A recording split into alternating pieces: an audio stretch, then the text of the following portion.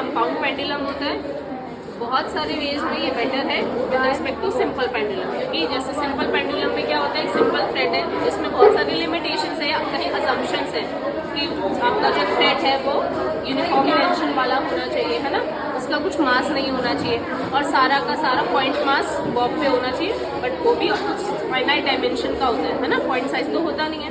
तो और भी ऐसी कई सारी चीज़ें हैं जो आपको पढ़ना है इसके बारे में कि वाई अ कंपाउंड पेंडुलम, जैसे ये हुआ, ये भी कंपाउंड पेंडुलम है, केटर्स पेंडुलम भी कंपाउंड पेंडुलम है, why a compound pendulum is better than a simple pendulum. ठीक है, अब इस केटर्स और इसमें क्या है कि ये यूनिफॉर्म बार है, आप देख रहे हो ना, बिल्कुल यूनिफॉर्म है और इसमें यहाँ पे कुछ सेंटर में होल्स किए हुए हैं बहुत सारे और आपको ये कुछ पिन्स दिखाई दे रहे हैं, एक इधर है और एक ऊपर है।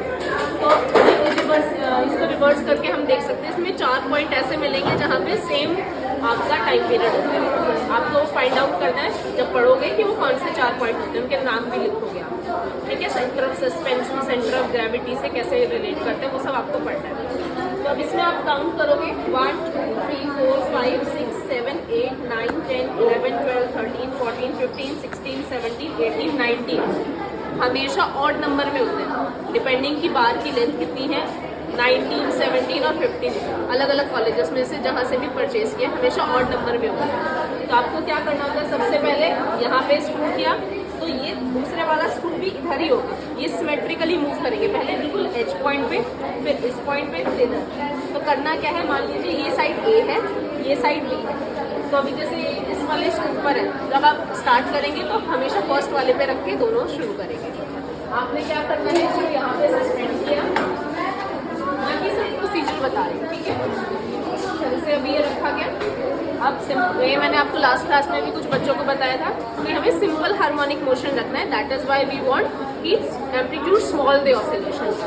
तो आपने क्या करना है, और इसको स्मॉल ऑसिलेशन दिए, ये मूव करेगा, तो ये रोटेशन आप ऑसिलेशन इस तरीके के करते हैं। अब ऑब्जर्वेशन कैसे करनी है, सबसे पहले जब ये मूव नहीं कर रहा है, आपने क्या करना है, इसकी मीन पोजीशन के लिए इसको यहाँ पे फिक्स कर लेना है।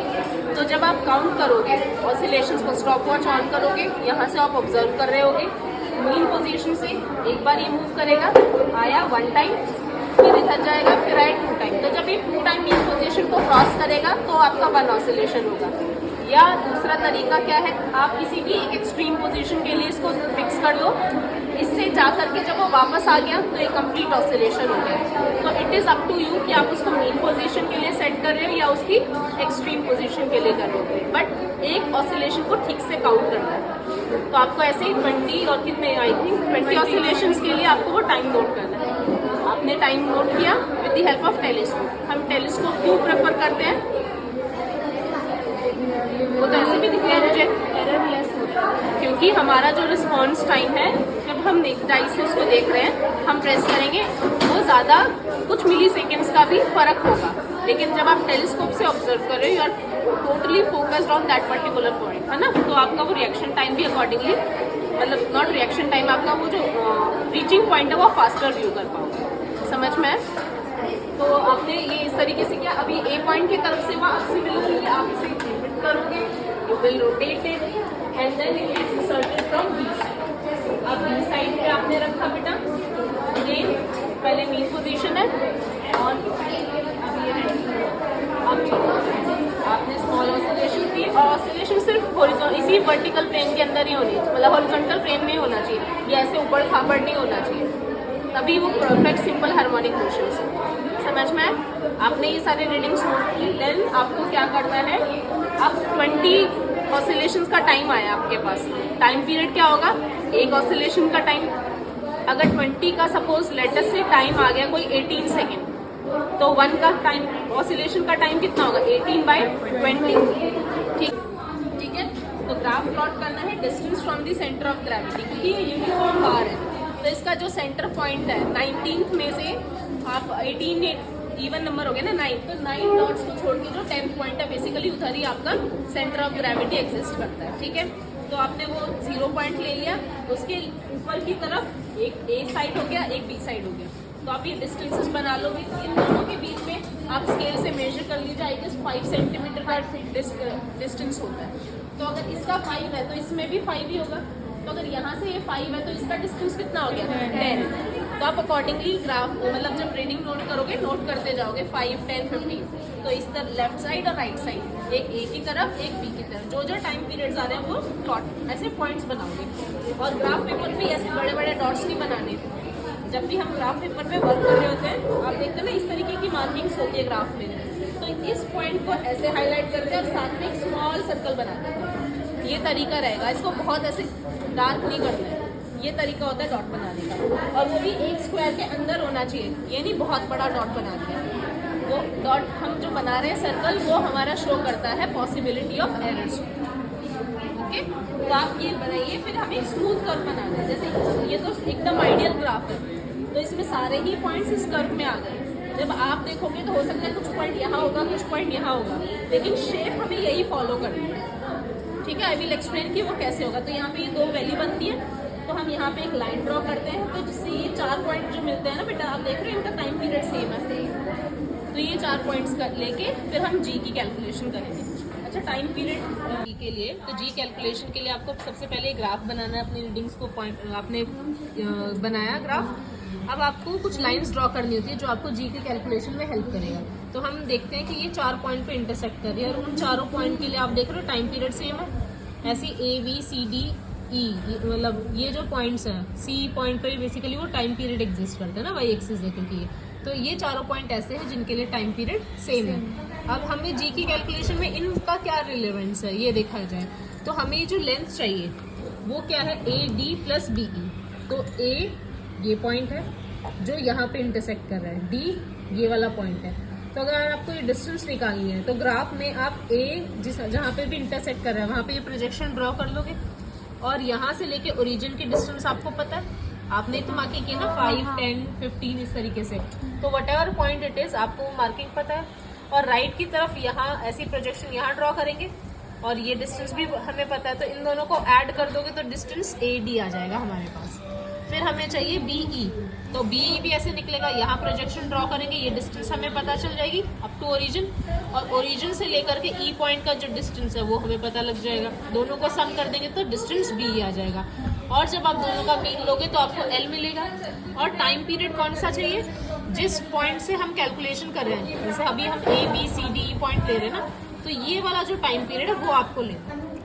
ये टी का मतलब ये नहीं है कि आपको टेबल से कोई मीन निकालना है या एवरेज निकालना है। इसका मतलब है जिस लाइन के थ्रू आप कैलकुलेशन कर रहे हो उसके लिए टाइम पीरियड कितना है, क्योंकि ये सभी पॉइंट ऐसे हैं जिनका टाइम पीरियड क्या है, कोई भी टी टाइम पीरियड है। तो वो वाला टी टाइम पीरियड लेना है, फिर यहाँ से आप जी की कैलकुलेशन करोगे। तो जैसे कि अभी हम देखें, ये जो आपने ग्राफ ड्रॉ किया है बेटा, तो आपने ये पॉइंट्स आइडेंटिफाई कर लिए। अब इसमें देखो जो ए पॉइंट है वो एग्जैक्टली यहाँ पे कोइंसाइड कर रहा है ना, ये जो पॉइंट है। तो यहाँ पे ये डिस्टेंस जो है आपका 35 के बाद 5 पॉइंट्स अहेड है ना यहाँ पे, ठीक है। तो और आपका जो लीस्ट काउंट है, आप देखो ये 10 डिवीजन जो है आपके 5 सेंटीमीटर को रिप्रेजेंट कर रहे हैं। तो यानी ऑन स्केल अगर हम लिखे on X axis 10 divisions is equal to 5 centimetre. तो 1 डिवीजन का वैल्यू कितना आ गया बेटा, 0.5 सेंटीमीटर। तो अगर ये 5 लाइन्स हैं यहाँ पे, तो 5 लाइन्स मतलब 5 डिवीजन की वैल्यू कितनी होगी आपकी, 5 इंटू 0.5 सेंटीमीटर यानी कि 2.5। समझ में आएगा। तो इसको कैसे रीड करोगे, 35 के बाद 2.5 और ऐड हो गया, तो ये पॉइंट हो गया 37.5 सेंटीमीटर पे। समझ में आया। तो ये आपकी ओरिजिन से इस पॉइंट की डिस्टेंस हो गई, और आपको डी की डिस्टेंस भी चाहिए ओरिजिन से। तो डी पॉइंट आपका यहाँ पे कोइंसाइड कर रहा है ना, डी पॉइंट ये डेटा पॉइंट नहीं है, डी ये वाला पॉइंट है जहाँ पे ये इंटरसेक्ट कर रहा है कर्व को। तो अगेन यहाँ पे आप प्रोजेक्शन ड्रॉ करोगे तो ये वाली लाइन आएगी। तो ये है आपका 15 के बाद 6 डिविजन्स आ गए। तो 6 डिवीजन मतलब 3 सेंटीमीटर। तो ये कितना था आपका 15 प्लस 3 18। तो ये डिस्टेंस हो गया आपका बेटा 18 सेंटीमीटर। तो what is the length of AD, it is 37.5 plus 18 that is 55.5 centimetre. Is this clear, कोई डाउट है। सिमिलरली बी और ई, ये बी क्या होगा जिसपे ये इंटरसेक्ट कर रहा है, ये पॉइंट ऐसे ई पॉइंट ये यहाँ पे इंटरसेक्ट कर रहा है ना, तभी मैंने बोला आप ये जो लाइन टिल्ट हो रही है वो टिल्ट नहीं होनी चाहिए, आपको एग्जैक्ट वही पॉइंट चाहिए। समझ में आया? तो ऐसे ही आप सिमिलर कैलकुलेशन करके, तो ये एक लाइन से, और यहाँ पे टाइम पीरियड कितना है मेरा, देखो 1.5 है ये, तो और उस अगेन वाई एक्सिस का स्केल लिखोगे, ऑन वाई एक्सिस 10 डिविजन्स जो है हमारे किसके इक्वल है बेटा, 0.1 सेकेंड है ना, ये सेकेंड्स में है ना आपका पूरा, तो ये हुआ 10 divisions is equal to 0.1 seconds. तो 1 डिवीजन की वैल्यू कितनी हो गई, 0.01 सेकेंड, राइट। तो ये कितने डिविजन्स आ गए 1.5 से, 1 2 3 डिविजन्स अहेड है, तो यानी ये रीडिंग क्या होगी 1.53।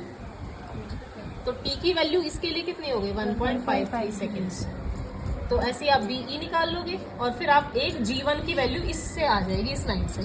फिर ऐसे ही सिमिलर प्रोसेस करोगे सेकेंड लाइन के लिए, वहां से आएगा G2, फिर आपका मीन वैल्यू क्या होगा G1 प्लस G2/2।